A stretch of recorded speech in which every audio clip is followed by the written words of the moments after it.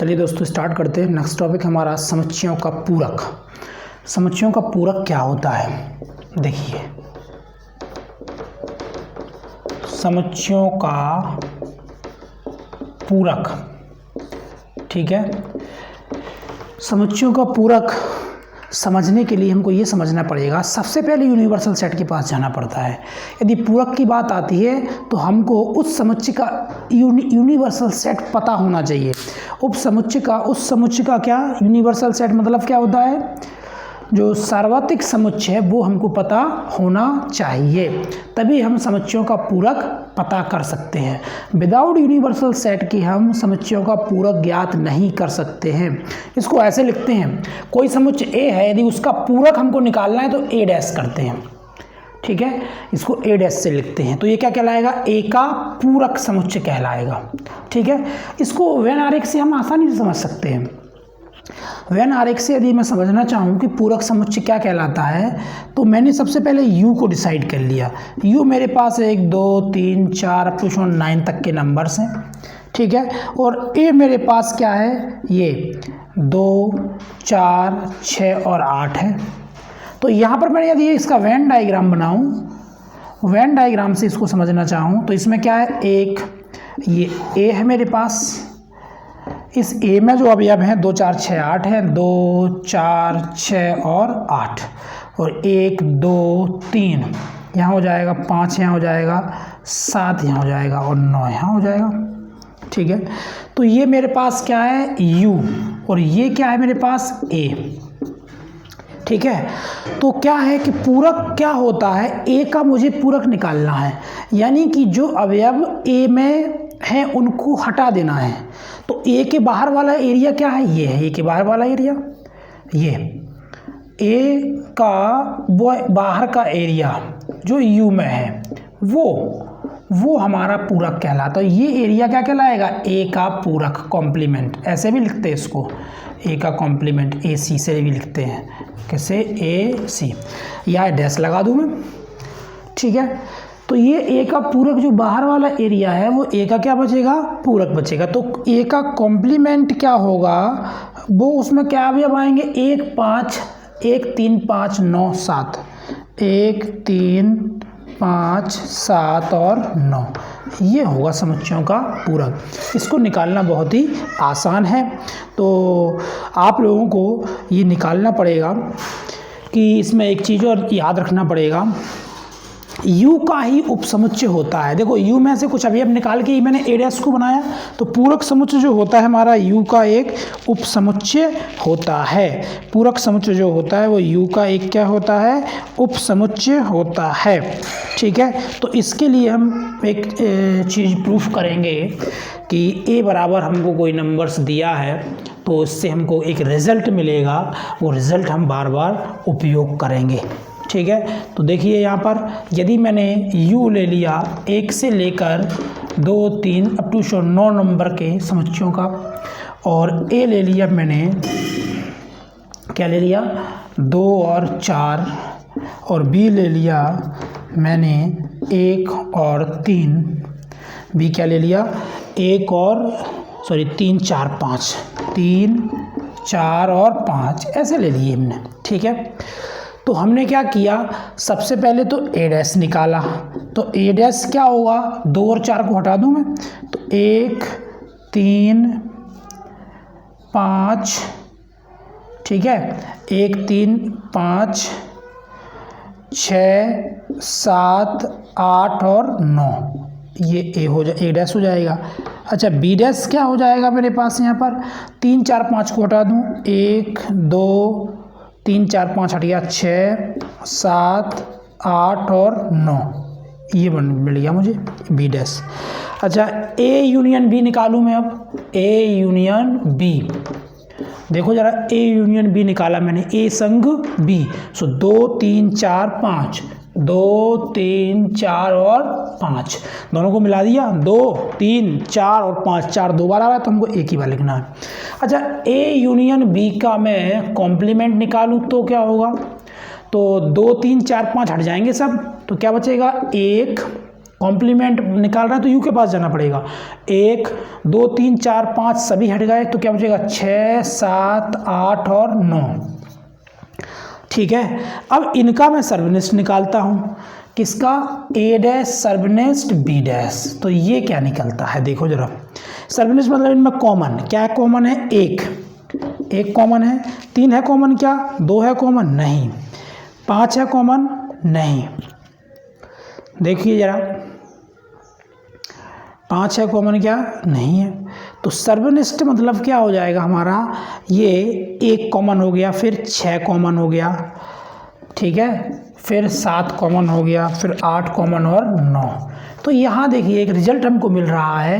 क्या मिल रहा है? कि ए यूनियन बी का कॉम्प्लीमेंट बराबर होता है ए का कॉम्प्लीमेंट सर्वनिष्ठ बी का कॉम्प्लीमेंट।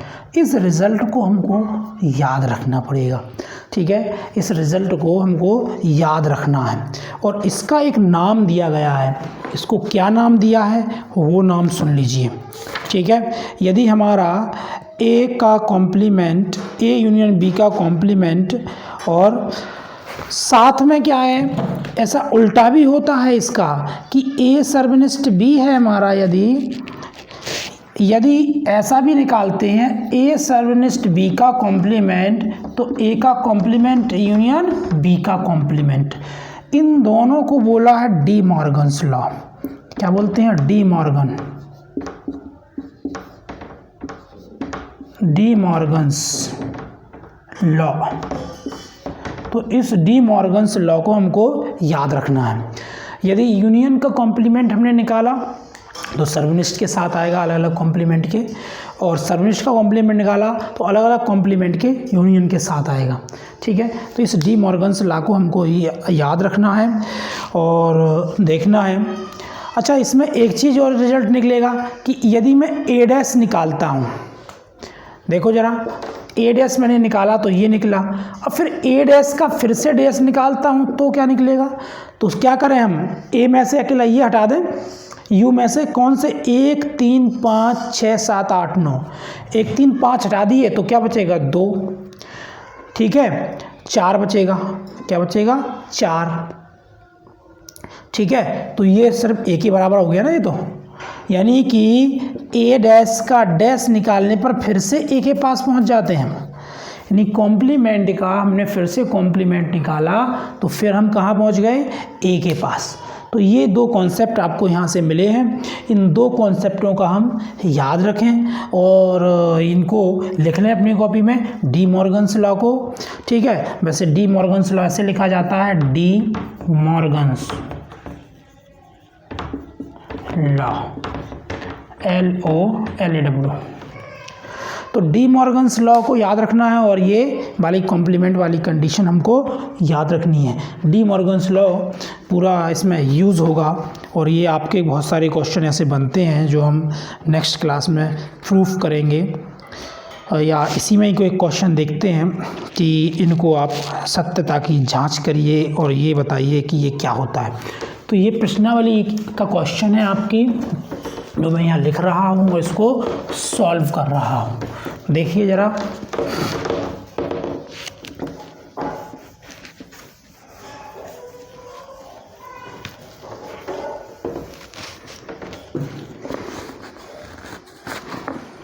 क्या है ये?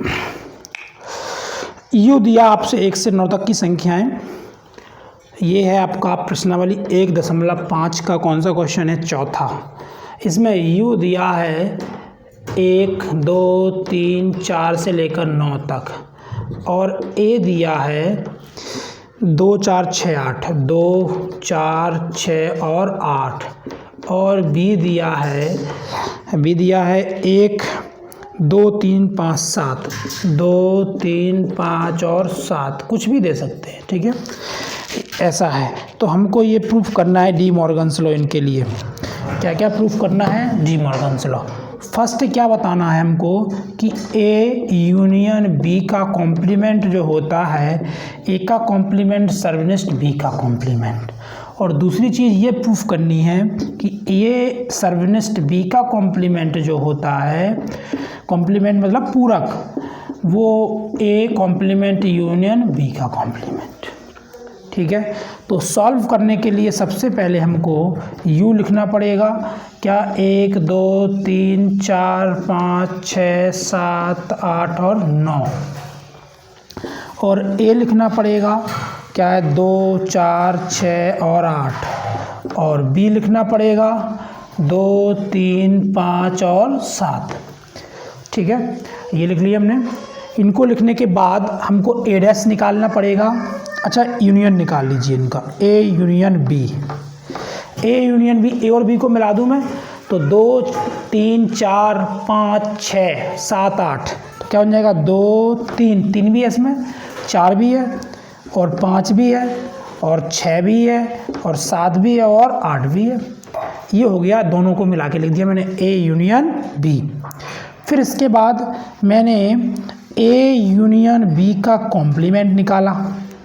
कॉम्प्लीमेंट मतलब यूनिवर्सल सेट के पास जाऊंगा मैं। अब इसमें से 2 3 4 5 6 7 8 हटा दूंगा, तो क्या 1 और 9 बचेंगे, 1,9, ठीक है। ऐसे ही मैंने a सर्वनिष्ठ b निकाला। अच्छा, दो a और सर्वनिष्ठ b में कॉमन क्या क्या है, एक तो 2 है कॉमन, ठीक है। फिर क्या है कॉमन, कोई सा नहीं है, सिर्फ क्या है 2 कॉमन है इनमें, 3 5 7 कोई भी नहीं है, 2 कॉमन है बस अकेला। अच्छा, फिर मैं क्या निकालूंगा यहाँ पर, a सर्वनिष्ठ b का कॉम्प्लीमेंट, a सर्वनिष्ठ b का क्या निकालूंगा, कॉम्प्लीमेंट। तो क्या कॉम्प्लीमेंट में आएगा, सिर्फ 2 को हटा के u में जो बचेगा 1 3 4 5 6 7 8 और 9, ये आ जाएगा, ठीक है। ये 4 है, सिर्फ क्या हटा दिया, 2 हटा दिया, तो ये कॉम्प्लीमेंट में आ गया, ठीक है।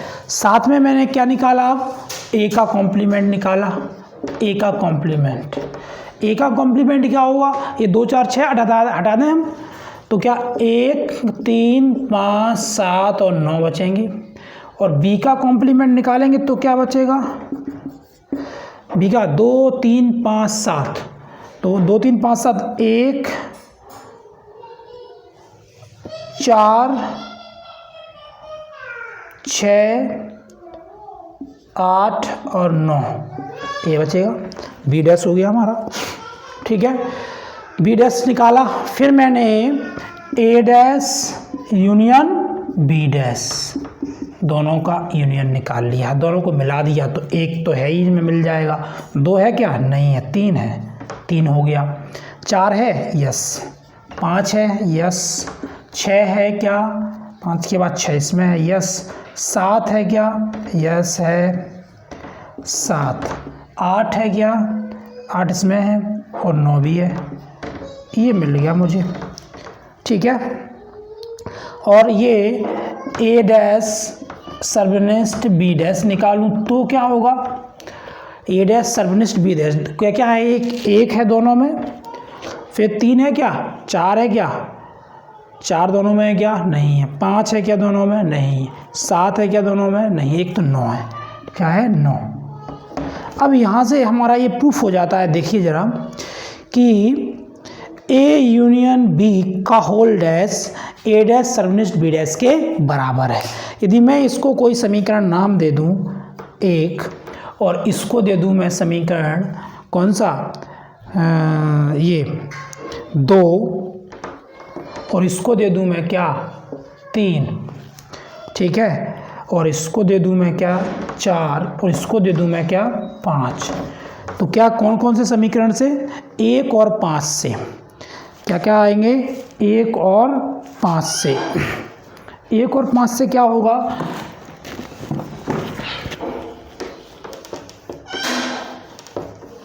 समीकरण 1 और 5 से, 1 व 5 से क्या क्या है, दोनों बराबर हैं कि नहीं, ए यूनियन बी का होल डैश बराबर ए डैश सर्वनिष्ठ बी डैश हो जाएगा। फिर 2 और 4 से देखा मैंने, 2 और 4 से, तो 2 और 4 की आवश्यकता नहीं है, ये ए सर्वनिष्ठ बी का होल डैश, तो 3 और 4 देखूंगा मैं, क्या देखूंगा, 3 व 4 से, अब 3 व 4 से क्या हो जाएगा, देखो जरा वहाँ 3 क्या है मेरे पास, 1 2 1 3 4, इसमें भी 1 3 4 9 तक है। तो यानी कि ए सर्वनेस्ट बी का होल डैश बराबर हो जाएगा ए डैश यूनियन बी डैश। तो ये प्रूफ हो गए दोनों कंडीशंस, आप लोग इसको कर सकते हैं। ठीक है।